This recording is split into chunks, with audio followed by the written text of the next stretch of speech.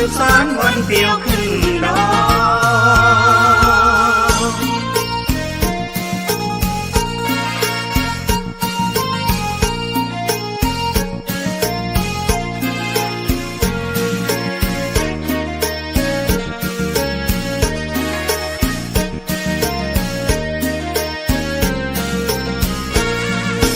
ใจในประเพณี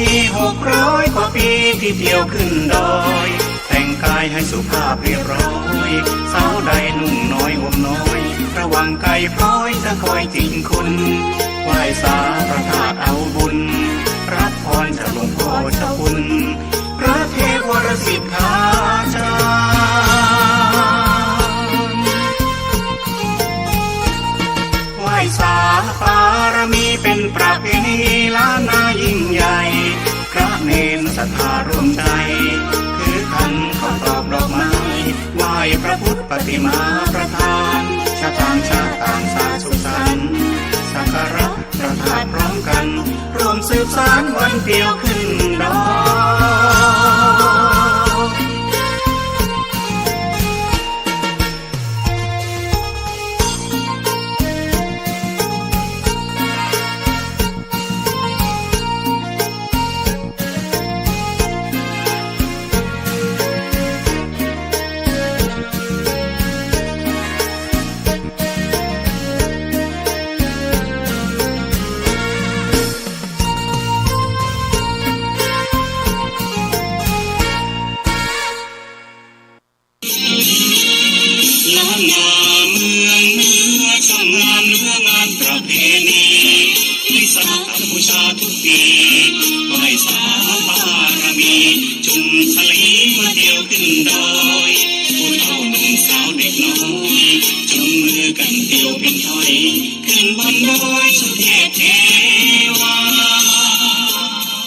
วัดพระธาตุดอยสุเทพราชวรวิหารขอเชิญชวนพุทธศาสนิกชนผู้ใจบุญร่วมงานไหว้สาบารมีพระบรมธาตุดอยสุเทพถวายน้ำสงฆ์พระราชทานเนื่องในวันวิสาขบูชาวันอัฐมีบูชาตั้งแต่วันที่28 พฤษภาคมจนถึงวันที่11 มิถุนายน 2566ขอเชิญชวนร่วมเป็นเจ้าภาพถวายจตุปัจจัยทายทานแด่พระภิกษุสงฆ์สามเณรผ้าไตรจีวร300 ไตรหนังสือพระไตรปิฎก300 เล่มหม้อน้ำมนต์ล้านนา300 ชุดทุนการศึกษาสามเณร500 รูปท่านผู้มีจิตศรัทธาสนใจร่วมทำบุญติดต่อได้ที่สำนักงานวัดพระธาตุดอยสุเทพธนาคารกรุงไทยเลขที่บัญชี549-026-7720หรือติดต่อสอบถามได้ที่พระครูปริยัติเจติยานุรักษ์061-998-1978พระครูธรรมธรวัชรินทร์090-028-6609พระครูสิริเจติยานุกูล089-853-8031หรือติดต่อได้ที่นานวุฒิชาติคำปันห้องส่งวัดอินทขินสะดือเมือง086-671-3446ได้ตั้งแต่บัดนี้เป็นต้นไปภูมิใจในประเพณี600 กว่าปีที่เที่ยวขึ้นดอยท่านกำลังติดตามรับฟังสถานีวิทยุกระจายเสียงพระพุทธศาสนาแห่งชาติและสังคมคลื่นเพื่อการศึกษาพระพุทธศาสนาและวัฒนธรรมระบบ FM 104.5 เมกะเฮิรตซ์รายการต่อไปเป็นรายการคดีโลกคดีธรรม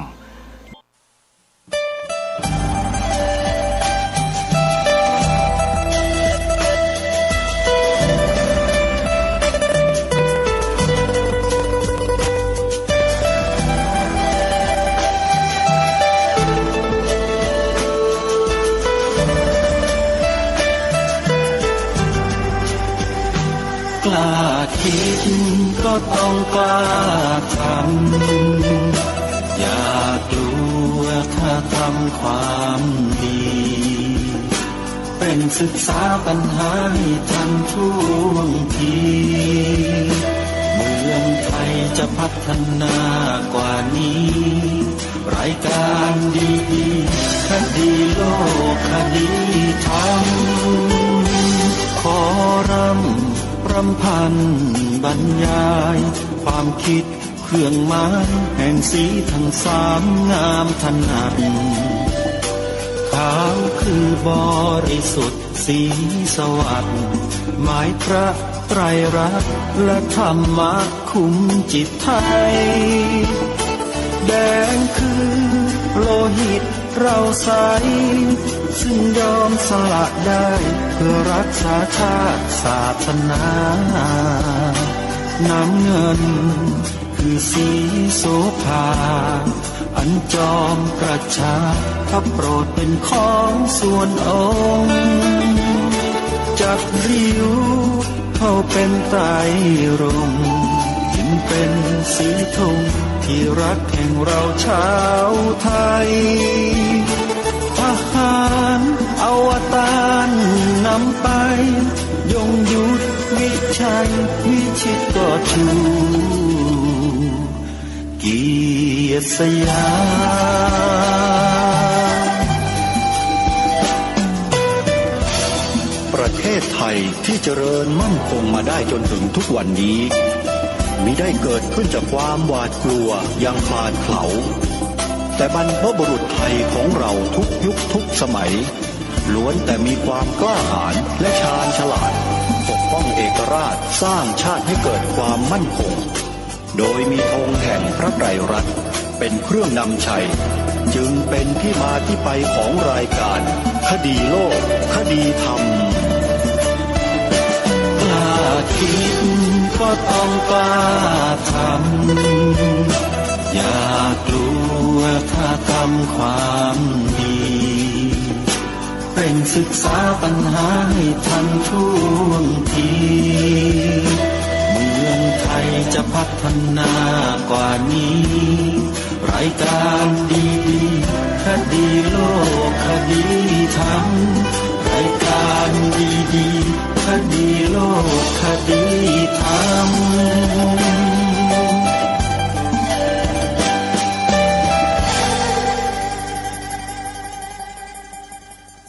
มือถือของท่านเพื่อเปิดรับฟังรายการคดีโลกคดีธรรมและรายการธรรมะสาระอื่นๆจากสถานีวิทยุพระพุทธศาสนาแห่งชาติคลื่นต่างๆจำนวน39สถานีได้อย่างอิสระ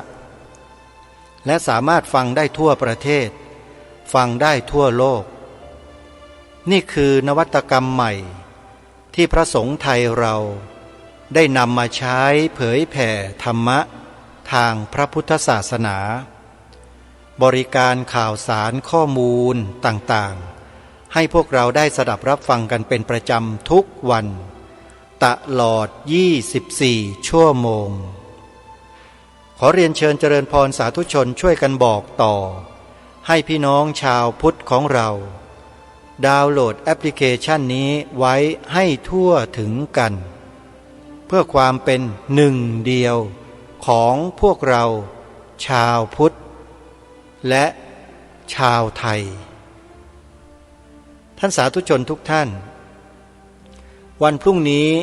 เป็นวันวิสาขบูชาวันสำคัญทางพระพุทธศาสนาและประเทศไทยเราได้กำหนดให้วันดังกล่าวเป็นวันสำคัญของชาติไทยของเราด้วยมีประกาศสำนักนายกรัฐมนตรีให้ส่วนราชการต่างๆประดับธงชาติในวันสำคัญนี้คู่กับธงตราสัญลักษณ์ทางพระพุทธศาสนา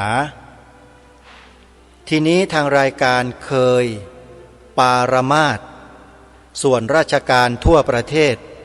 มาแล้วหลายครั้งว่า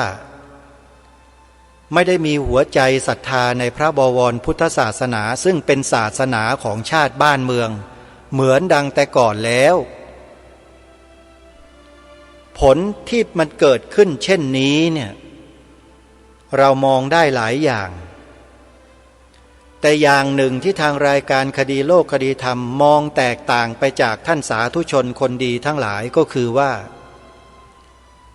คนที่เข้าไปนั่งเป็นหัวในการบริหารกิจการบ้านเมืองและส่วนราชการเนี่ยเป็นใครมีแนวคิดอย่างไรสิ่งนั้นคำตอบก็คือผลงานที่เขากระทำออกมาในแต่ละช่วงเวลาจะบ่งบอกได้ว่าเขามีแนวความคิดอย่างไรเขาเป็นใครอย่างการประดับธงธรรมจักรในวันสำคัญของชาติตามประกาศสำนักนายกรัฐมนตรีส่วนราชการกระทรวงทบวงกรมทั้งหลายทั้งปวงที่ไม่เอาใจใส่ในเรื่องนี้เนี่ยมันสามารถบอกได้ไหมว่าพวกท่านทั้งหลายไม่ได้มีแนวความคิดที่ถูกต้องดีงามที่บรรพชนได้ฝากฝังเอาไว้เราสามารถจะพูดแบบนั้นเข้าใจแบบนั้นได้หรือไม่แล้วยิ่งเราได้ฟังพระมหาจัลลาตันบัวลีได้บรรยายให้ความรู้เกี่ยวกับประเทศลาวที่ล่มสลายศาสนาพุทธในประเทศลาวล่มสลายสถาบันพระมหากษัตริย์ในประเทศลาวล่มสลายเนี่ยเราพอจะมองประเทศไทยของเราออกบ้างหรือไม่รายการคดีโลกคดีธรรมพยายามที่จะเฉลยให้พวกเราได้เห็นภาพเหล่านี้พวกเราจะเกิดความรู้สึกรู้สากับเหตุการณ์ที่เกิดขึ้นในบ้านเมืองตัวเองของเรากันบ้างหรือเปล่านี่คือความพยายามที่จะบอกกับพี่น้องคนไทยโดยเฉพาะพี่น้องพุทธศาสนิกชนซึ่งเป็นพลเมืองส่วนใหญ่ของประเทศนี้ให้ได้รับรู้รับทราบร่วมกันว่าพุทธศาสนาชาวพุทธคือพวกเราชาวไทยส่วนมากกำลังถูกคนเหล่านี้กระทำอะไรหรือเปล่า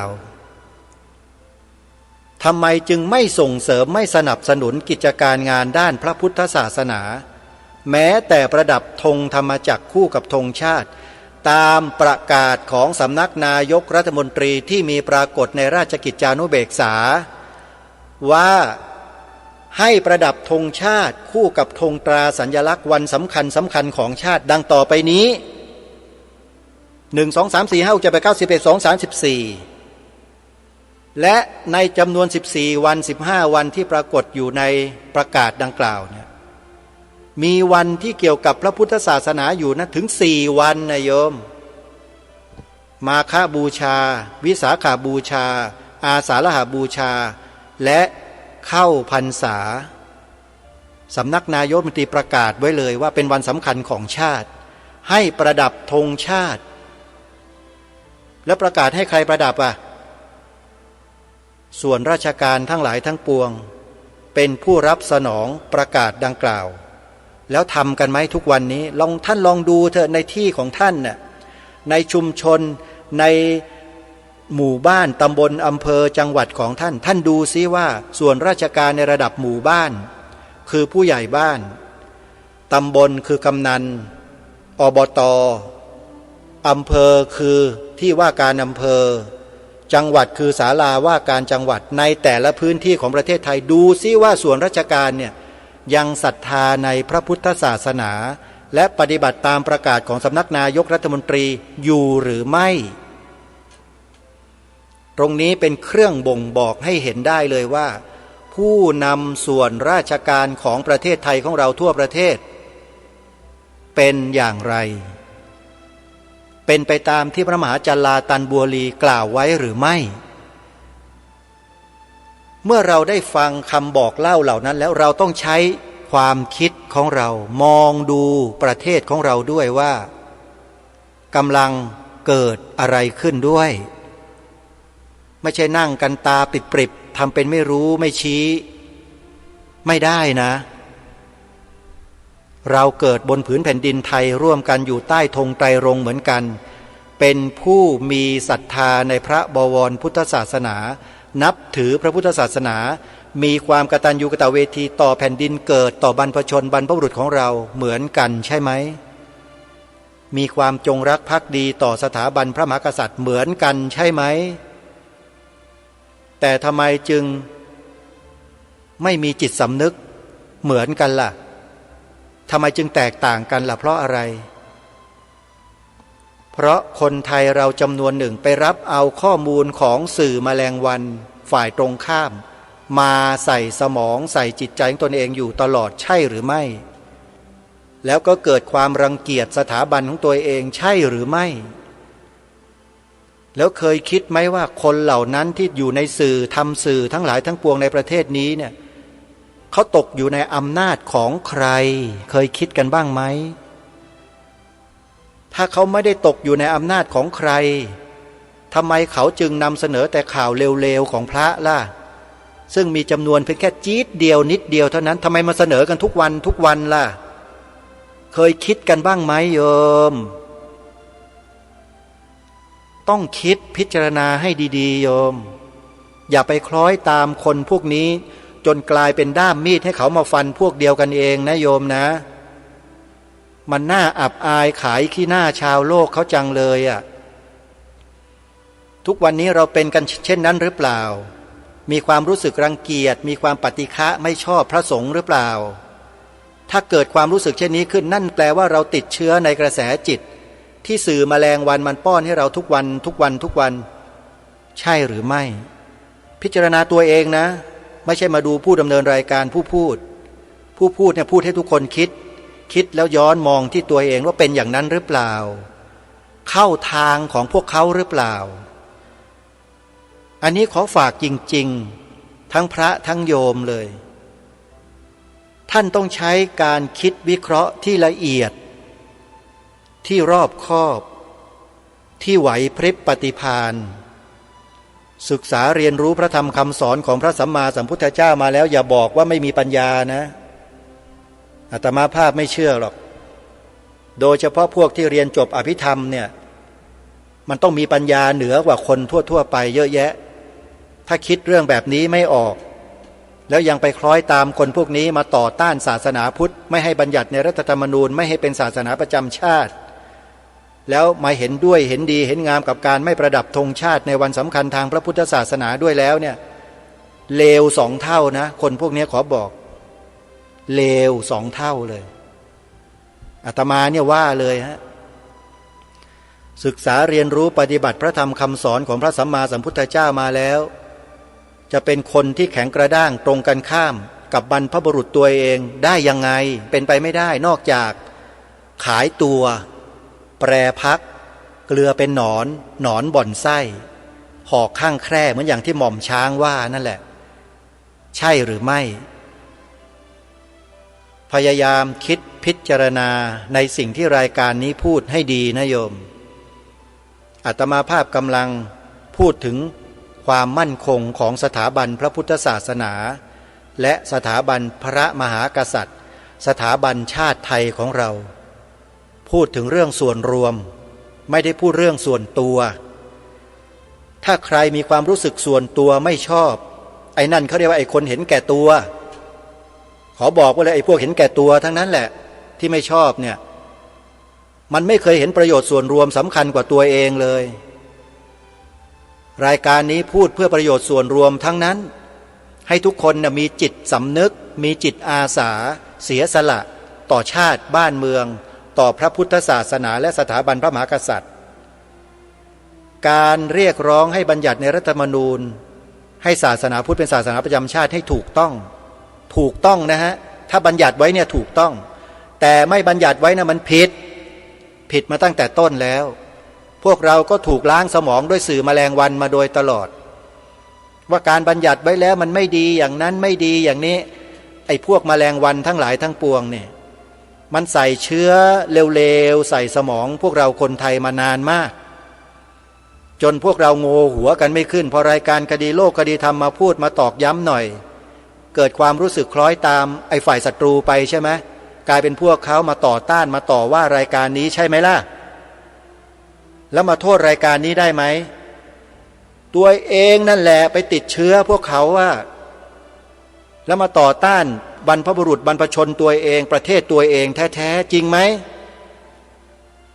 เพราะฉะนั้นต่อไปนี้รายการคดีโลกยุติธรรมเคยบอกว่ามาทำหน้าที่3ข้อกลับคืนมา back to basic ไม่เคยกล่าวคำนี้ไม่เคยพูดคำนี้ก็กล่าวก็พูดซะ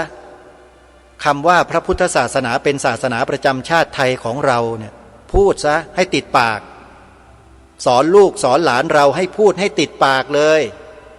ให้มันติดไปจนกระทั่งแก่เน่าเข้าโลงตายกันไปข้างหนึ่งเลยแหละอย่าให้หายไปจากมโนสำนึกของคนไทยเด็ดขาดคำนี้นะมันเป็นความจริงของประเทศของเราเรามีสิทธิ์ที่จะพูดที่จะกล่าวและที่จะยอมรับแล้วที่จะยกย่องมันเป็นสิทธิและหน้าที่ของพวกเราคนไทยทั้งหมดประเทศเราเป็นเอกราชนะอย่าลืมนะ2. ความหมายธงชาติไทยเนี่ยโดยเฉพาะสีขาวในธงชาติอย่าให้ใครมันเอาสิ่งเลอะเทอะมาแปดเปื้อนสีขาวในธงชาติไทยเป็นอันขาด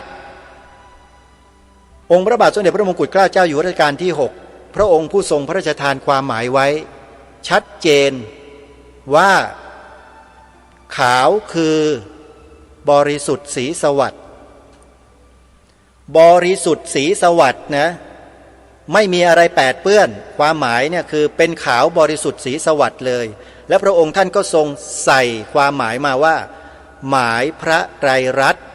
และธรรมะคุ้มจิตไทยพระพุทธศาสนาเต็มเลย 100% เพียวทรายไม่มีศาสนาอื่นมาเกี่ยวข้องและไอ้คนทุกวันนี้ที่มึงมาบิดเบือนความหมายสีขาวธงชาติไทยอยู่เป็นประจำอยู่ทุกวี่ทุกวันตะบันทำกันอยู่เนี่ยพวกมันเป็นใครพวกเราคนไทยคิดให้ดีๆนะอย่าเพิ่งต่อว่ารายการนี้ว่าพูดคำหยาบเราโดนกระทำมานานแล้วแต่เราไม่รู้สึกตัวไม่รู้สากันเองนั่นแหละแต่รายการนี้เจ็บปวดมาโดยตลอดตั้งแต่ชั้นประถมปีที่4แล้วตั้งแต่เป็นเด็กมาแล้วโยมเปลี่ยนแปลงหลักสูตรยกเลิกวิชาศิลธรรมหน้าที่พลเมืองประวัติศาสตร์ชาติไทยใครนั่นน่ะใครไปเป็นรัฐมนตรีว่าการกระทรวงเป็นปลัดกระทรวงศึกษาธิการในยุคนั้นน่ะใครเราต้องคิดนะท่านนะบ้านเมืองเราถูกกระทำนะเนี่ยพวกเราคนไทยถูกกระทำแท้ๆอย่าไปถามหาความรับผิดชอบของผู้หลักผู้ใหญ่ในบ้านเมืองท่านไม่ต้องไปถามหาหรอกถามจิตสำนึกพวกเราคนไทยนี่แหละไอ้ตำแหน่งใหญ่ๆโตๆพวกนั้นนะท่านเลิกคิดว่าจะหวังว่าจะคนพวกนั้นเขาจะมาช่วยมาทำมันไม่มีทางถ้าทำไปตั้งนานแล้วแต่คนไทยเราทั้งประเทศนี่แหละที่จะต้องจับมือกันสามัคคีกันสำคัญมากพระสงฆ์เราสามัคคีกันไหมสามเณรแม่ชีสามัคคีกันดีไหมชาวพุทธ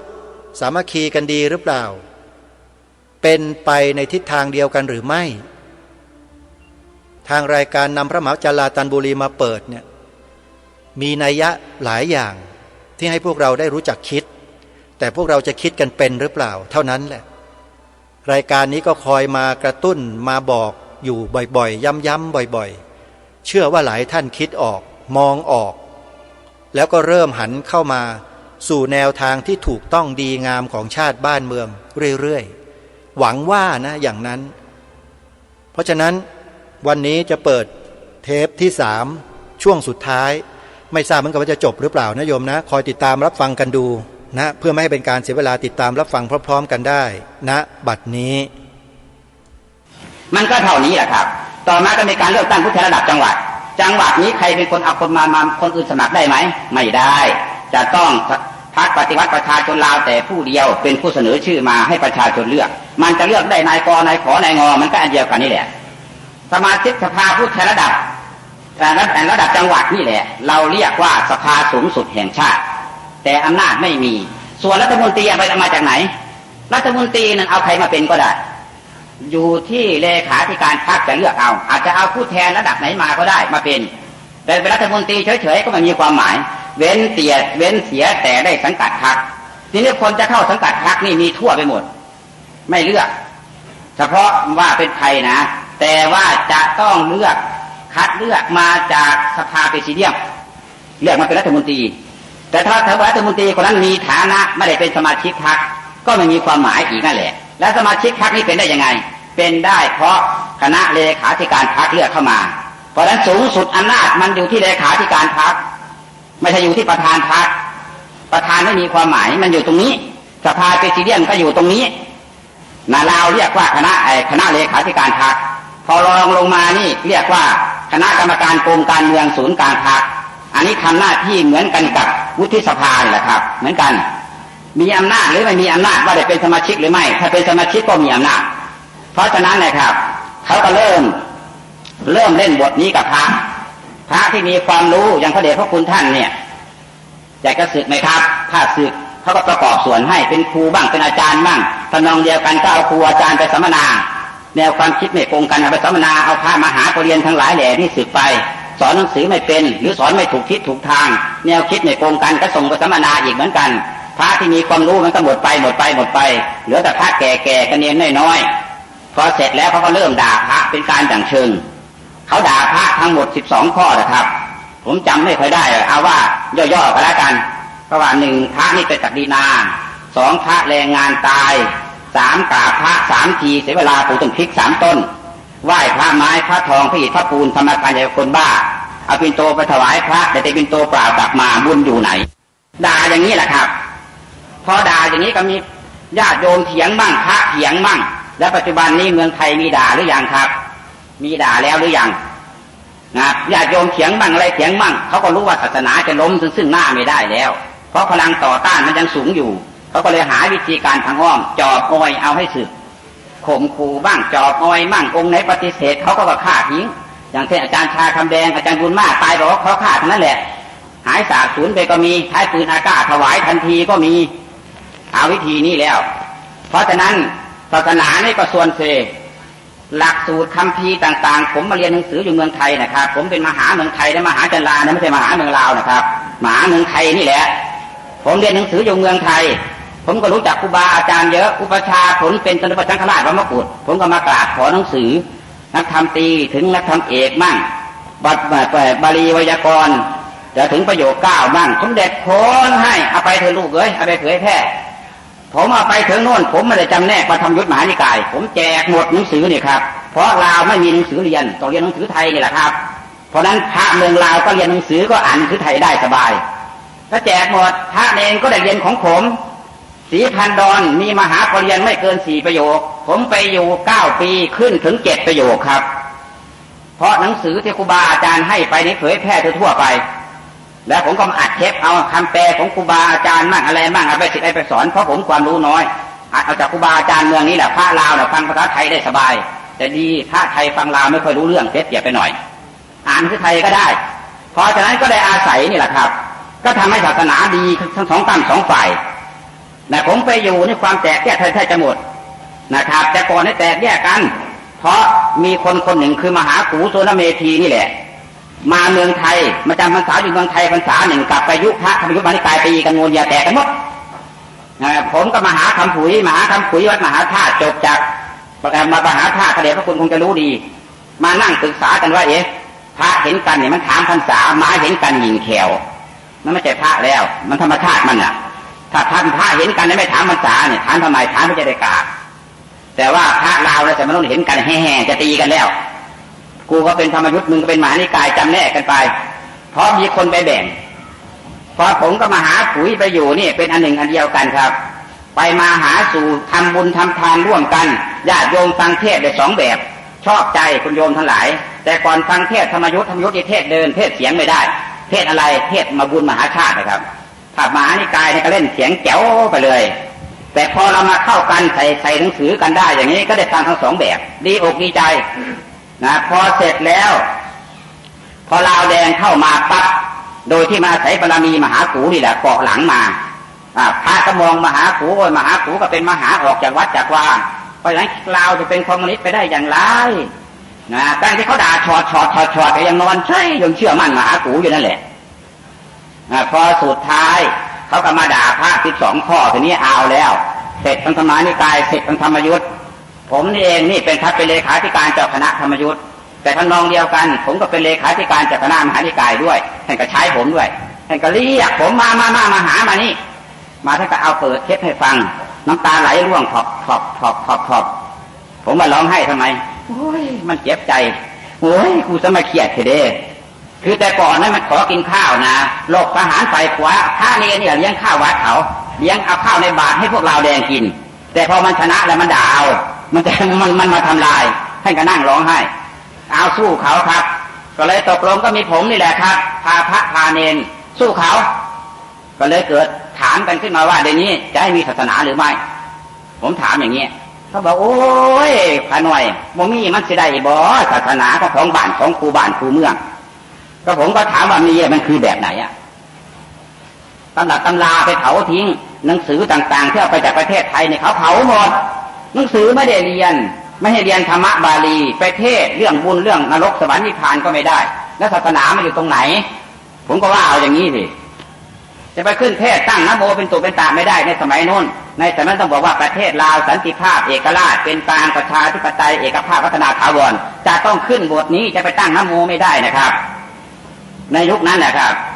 มันก็ทำลายศาสนาหมดการศึกษาเล่าเรียนไม่มีธรรมวินัยไม่ได้เรียนทุกวันนี้นะครับไปท่านไปเวียงจันทร์ท่านไปได้ไปดูแหละครับนี่มันผ่านมาเมื่อสงกรานต์นี่เองท่านไปดูสิครับพระเย็นนี่ปั่นจักรยานปั่นมาแล้วนะครับปั่นมาที่ท่าหลวงอนุสาวรีย์บ้างนั่งคุยกับผู้สาวเป็นแถวพอสงกรานต์จะเอาแป้งป้ายแก้มผู้หญิงด้วยโอ้ยอยู่นี่จะกลับไปอยู่เมืองลาวเหมือนเก่าเลยแต่มันไปไม่ได้มาซะแล้วมันเป็นอย่างนี้แหละครับท่านจะเรียกว่าพระเลยครับจะเรียกว่าศาสนาเลยครับแล้วท่านยอมรับไหมล่ะครับพระประเทศนี้ยอมรับไหมสำหรับผมนี่คนลาวแท้ๆผมไม่ยอมรับไม่รับเด็ดขาดครับแล้วการศึกษาเราเรียนไม่มีองค์นี้เรียนจบบาลีชั้นสูงบาลีชั้นสูงให้แปลนะโมพุทธังสรณังคัจฉามิผมฟังหน่อยหน้าแปลก็ยังไม่ได้สักตัวบาลีชั้นสูงมันอยู่ตรงไหนมันไปเรียนลัทธิมาร์กเลนินโน่นบาลีชั้นสูงมันเป็นอย่างนี้นะครับเพราะฉะนั้นศาสนาในประเทศลาวแม้มีอยู่ก็เหมือนไม่มีพระมันเป็นพระมัคคิสรณังคัจฉามิหมดแล้วมันไม่ใช่พระพุทธังสรณังคัจฉามิเพราะฉะนั้นกับผมก็มองดูแล้วอยู่ต่อไปก็ไร้ค่าต่อไปต้องตายแน่นอนผมก็เลยหนีมาประเทศไทยมาพึ่งร่มเงาประเทศไทยเนี่ยแล้วก็อยู่ด้วยความร่มเย็นเป็นสุขมาทั้งหมดได้16 ปีกันนี้นั่นแหละช่วยประเทศไทยไม่ให้เป็นคอมมิวนิสต์ต่อต้านคอมมิวนิสต์อยู่ตั้งแต่ปี 2520 ไปกับพวกอนุศาสนาจารย์นี่แหละจนถึงปีพ.ศ. 2518เขาเอาอะไรผมเอาด้วยเพื่อให้ประเทศไทยคนไทยรู้และก็บ้านเมืองก็ร่มเย็นเป็นสุขมาต่อมาเขาก็งดการบรรยายผมก็ดีแล้วสาธุกูจะได้พุทโธของกูเสียทีผมก็เข้าวัดพุทโธสร้างวัดนอนหลับอยู่ดีๆอาจารย์สลิดอาจารย์ศิลป์นี่ไปปลุกขึ้นมาใหม่ปลุกขึ้นมาแล้วก็ตื่นพอตื่นแล้วก็ง่วงเงียเดี๋ยวนี้กำลังเมาหมัดครับไม่รู้จะไปทางไหนมาทางไหนเดี๋ยวนี้มันมืดมนไปหมดแล้วผมก็ไปมองแบบสายตาเก่าๆปรากฏว่าเมืองไทยเนี่ยครับเราการปฏิวัติของเมืองไทยเนี่ยได้ไปแล้วนะขั้นหนึ่งแล้วนะครับผมบอกตรงๆเลยธรรมดาการปฏิวัติประเทศเข้าสู่ประชาธิปไตยตามแนวทางของคอมมิวนิสต์นั้นน่ะเขาต้องปฏิวัติ3 อัน1ปฏิวัติขุนศึก2ปฏิวัติศักดินา3ปฏิวัตินายทุนที่เขาทำเป็นวัดอย่างนี้อย่างที่ประเทศลาวหลังจากเขาทำอย่างนี้กับพระกับเจ้าเรียบร้อยแล้วเอานายทหารไปสัมมนาหมดเรียบร้อยแล้วเขาก็มาล้มสถาบันพระมหากษัตริย์ในวันที่2 ธันวาคม 2518โดยเรียกประชาชนมาชุมนุมกันที่หน้าศาลากลางจังหวัดเต็มไปหมดเลยพอประชาชนมาชุมนุมกันเรียบร้อยแล้วเขาก็ยกป้ายขึ้นในป้ายนี้เขียนบอกว่าทักม้างก็แปลว่ารื้อถอนนั่นแหละแต่ก่อนลาวแดงมันเคยกราบเคารพถวายพระบังคมพระยาค่ากราบนะนายหลวงลาวดีใจนะเชื่อมั่นยังไงก็ลาวแดงเนี่ยไม่ทำลายพระองค์คอมมิวนิสต์ลาวนี่เป็นคอมมิวนิสต์พิเศษนะเมื่อเข้ามาใหม่ๆเวลาบุญธาตุหลวงเขาจัดต้อนรับอย่างดีเลยนะจัดต้อนรับอย่างดี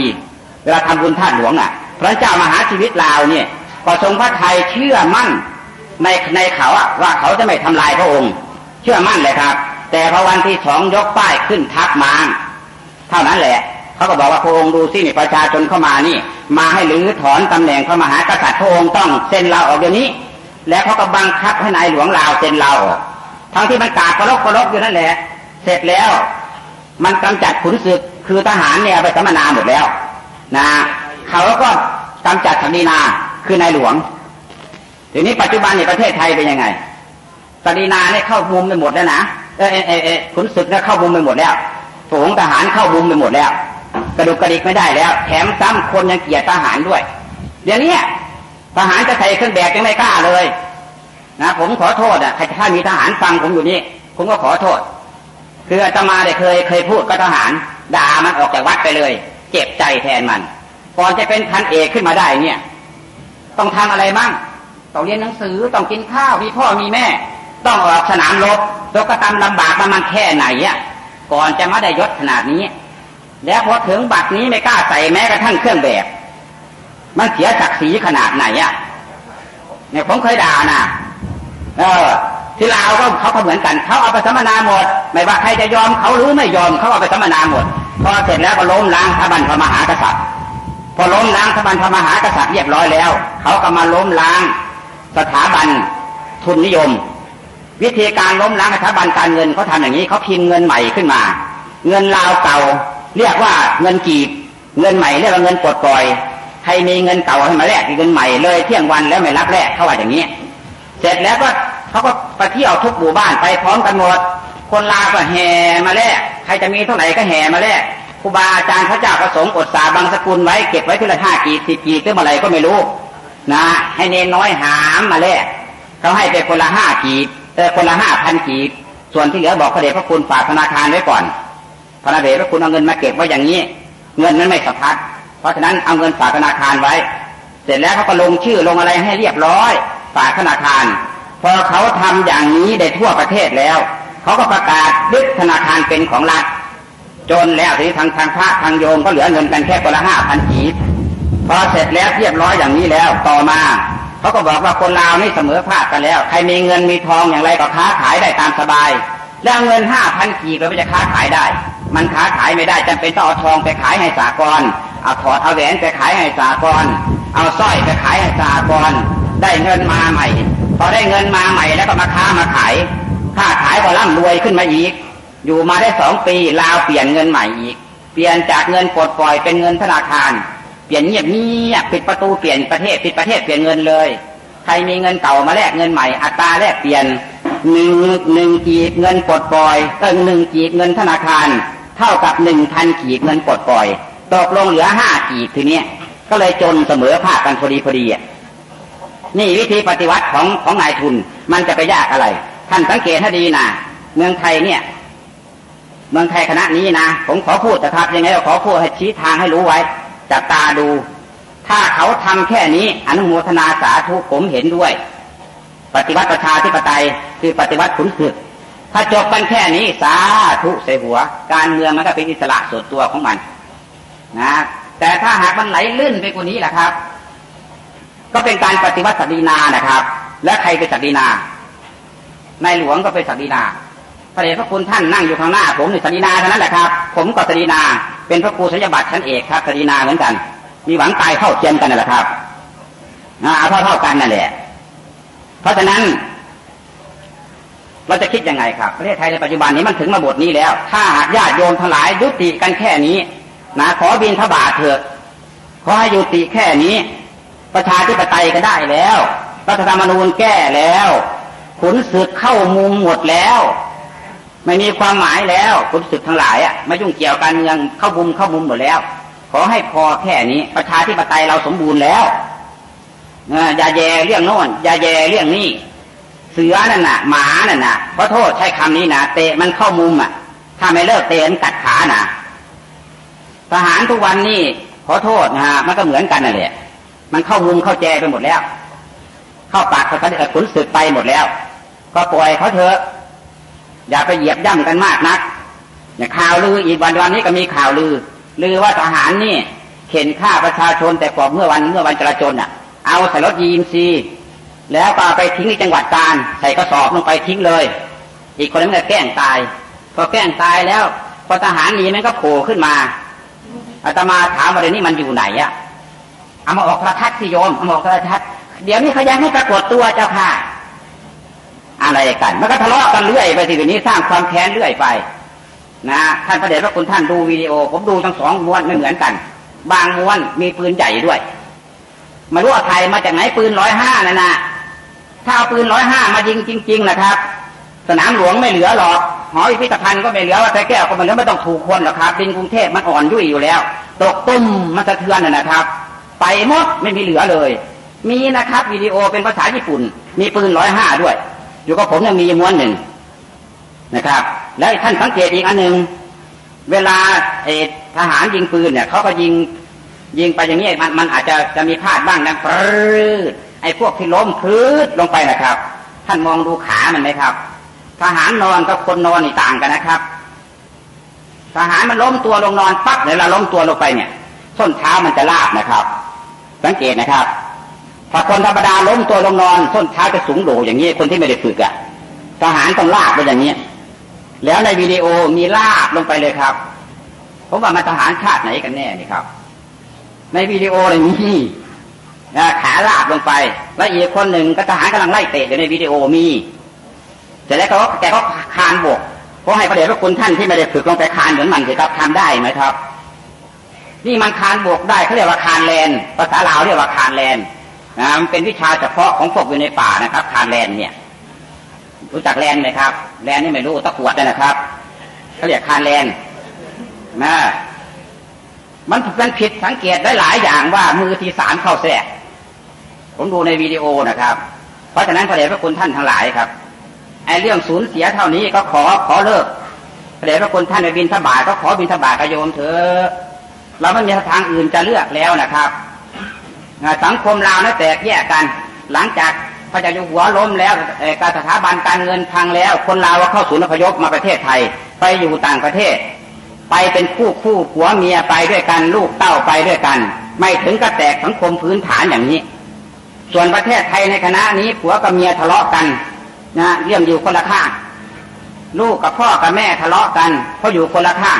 ในคณะนี้เดียวนี้แหละครับน่าสังเวชที่สุดแหละครับสังคมพื้นฐานถูกทำลายหมดผมยังไม่เข้าใจขอย้ำอีกว่ายังไม่เข้าใจว่าคนที่ก่อเรื่องก่อปัญหามีเจตนาจงใจแบบไหนจงใจทำลายไทยให้แตกกันหรือเพราะสังคมของชาตินี่มันอยู่ที่สังคมพื้นฐานเนี่ยนะครับสังคมพื้นฐานนี่นะและประเทศไทยปัจจุบันมันสงบนักหรือศึกษาความเป็นมาของสังคมเจ้าของเรียบร้อยหรือลาว3 ชนชาติ68 ชนเผ่าเขาแย่ให้แตกแยกกันได้ไทยนี่4 ชนชาติ68 ชนเผ่าถ้าแตกสามัคคีกันแล้วแผ่นดินไทยจะเหลือสักเท่าไหร่คนไทยจะเหลือสักเท่าไหร่มองอันนี้ให้มันซึ้งๆนะผัวเมียทะเลาะกันลูกเต้าทะเลาะกันจากพฤติกรรมเหล่านี้เราจะแก้ไขอย่างไรในฐานะที่เราเป็นพระเจ้าพระสงฆ์ญาติโยมตีกันก็ตีกันไปเถอะที่แล้วก็แล้วกันไปขอบิณฑบาตกันแค่นั้นเราขอบิณฑบาตผมว่าอย่างนั้นนะครับขั้นต่อไปนี้ก็ขอให้สามัคคีกันไอ้ที่แล้วไปประชาธิปไตยได้แล้วผมถือว่าสมบูรณ์แล้วรัฐธรรมนูญแก้วันที่10นี่ว่านายกต้องมาจากการเลือกตั้งวุฒิสมาชิกลดอำนาจมันลงประธานรัฐสภาประธานสภาผู้แทนราษฎรเป็นประธานรัฐสภาเท่านี้รัฐธรรมนูญไทยสมบูรณ์หมดแล้วมันสมควรจะยุติได้แล้วการทะเลาะเบาะแว้งแล้วคนที่เสียเลือดเสียเนื้อไปนั้นนะครับเขาเสียไปด้วยความรักชาติอย่าไปตำหนิเขา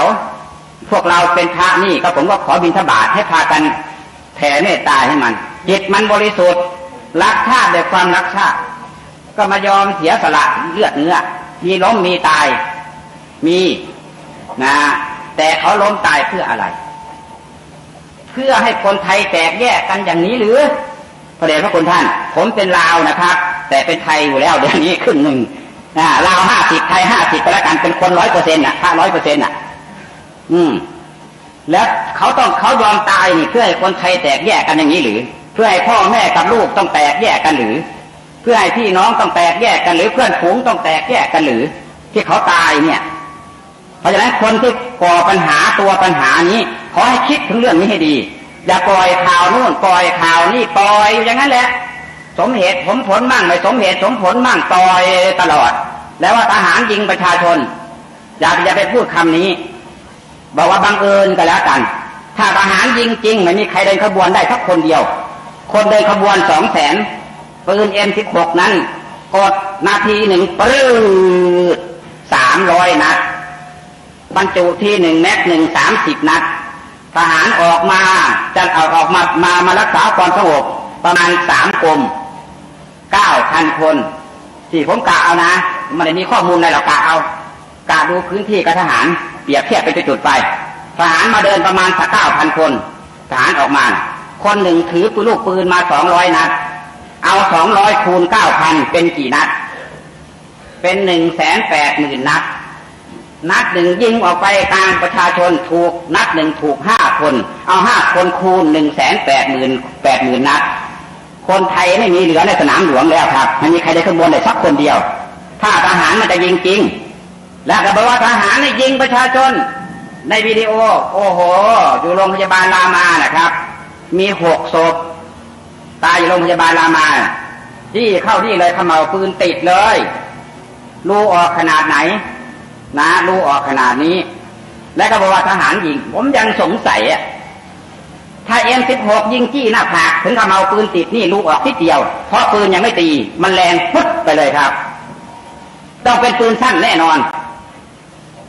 มีบางลูกอีกดาวกระจายยิงข้างๆนี้สอยมาแล้วมาติดอยู่ลูกหัวใจเป็นลูกปืนลูกซองทหารไทยมันจนอยู่กระทั่งพกปืนลูกซองหรือคิดให้ดีๆนะ6 ศพอยู่โรงพยาบาลรามาเนี่ยเขาบอกโอ้ตีขนาดนี้รูออกขนาดนี้มันต้อง M16 รูเข้านิดเดียวถามว่ามีขม่าวปืนไหมในรายงานบอกมีขม่าวปืนอยู่นู่นเห็นตรงหน้าผากมีขม่าวปืนติดถ้าขม่าวปืนติด M16 ไม่มีตีอย่างนี้หรอกครับปุ๊บไปเลยครับรูเข้ากันนิดเดียวรูออกกันนิดเดียวแล้วตายไม่ต้องดิ้นด้วยมันตัดอาการสะบัดสั้นหมดเลยเรื่องฆ่าคนเนี่ยผมฆ่ามาเป็น10,000 คนจะบวชผมไม่ใช่ธรรมดานะครับจะฆ่าแบบไหนล่ะครับผมถ้าก่อนจะบวชนะครับผมเป็นอิสระผมเป็นทหารเก่าผมฆ่ากับฝรั่งเศสครับเพราะนั้นยิงใกล้ยิงไกลเลยผมรู้ไหมล่ะครับถึงผมทิ้งอาวุธมา30 กว่าปีแล้วผมก็ยังใช้มันได้จะเอาปืนประเภทไหนใหม่ผมยิงได้หมดแหละครับเพราะฉะนั้นข่าวลืออันนี้ทำให้คนให้เกลียดชังทหารหนักขึ้นไปแล้วทหารเองแต่ทำไมถึงไม่แก้ข่าวก็ใช้ตำราว่าสงบความเงียบสงบความวุ่นวายด้วยความเงียบสงบความวุ่นวายด้วยความเงียบอดทน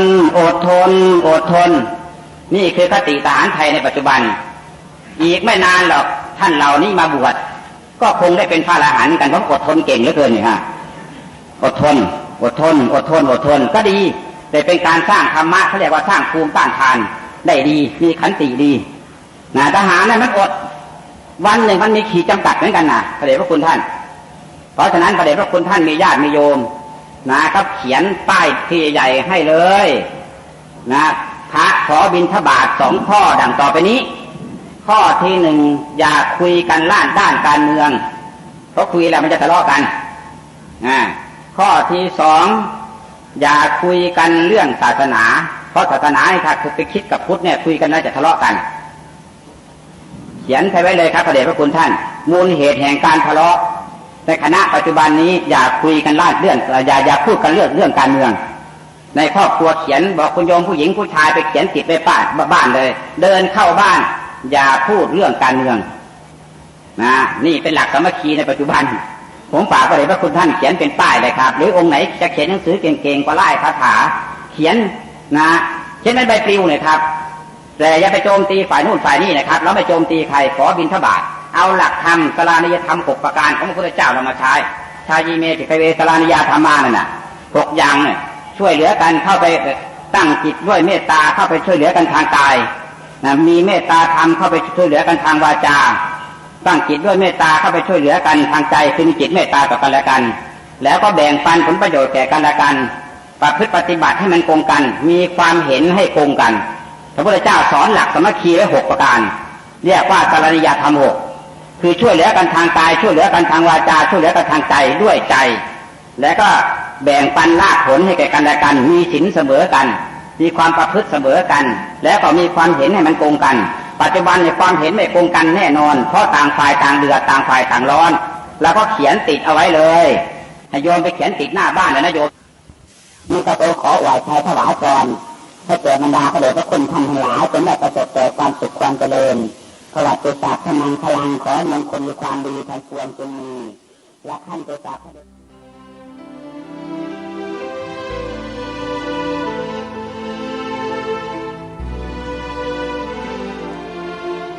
ท่านสาธุชนผู้ฟังทุกท่านก็เป็นอันว่าเทปการบรรยายให้ความรู้เรื่องการล่มสลายของสถาบันพระพุทธศาสนาและสถาบันพระมหากษัตริย์ในประเทศลาวเปรียบเทียบกับเหตุการณ์ที่เคยเกิดขึ้นและกำลังเกิดขึ้นและจะเกิดขึ้นในอนาคตในประเทศไทยของเราเพื่อให้พี่น้องประชาชนคนไทยเรานั้นได้รู้เท่าทันกลเกมของคนเหล่านั้น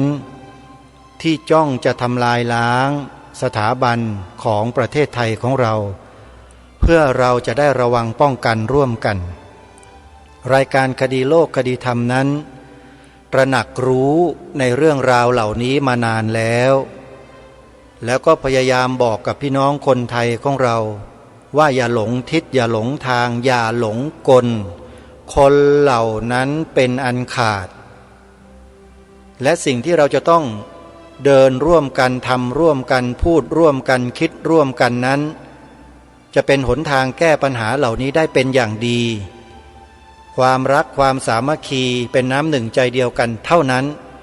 ที่จะรักษาความเป็นเอกราชนครของประเทศชาติบ้านเมืองของเราไว้ได้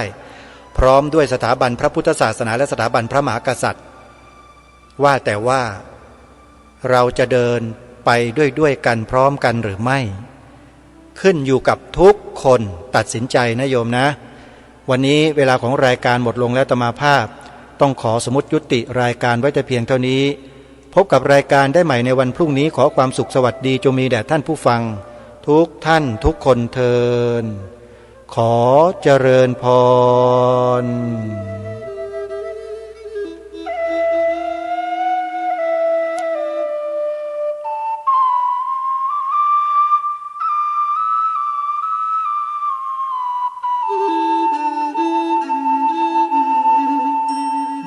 คุณแผ่นดินนั้นยิ่งใหญ่แท้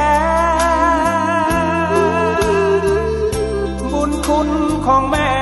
ไม่มีใดปรีกลายแม่เพราะชาติโดนภัยรีเหยียบมือแม่เย็นเฉียบกอดลูกก่อนมาปากแม่นั้นสั่งระวังนะลูกกลัวว่าจะถูกคมดาบเข้าหน้าลูกอยู่กลางศึกนึกทุกเวลาใจปรารถนาอยากเห็นหน้าแม่บ้านเมืองใหญ่หลวงถึงห่วงจำห่างช้า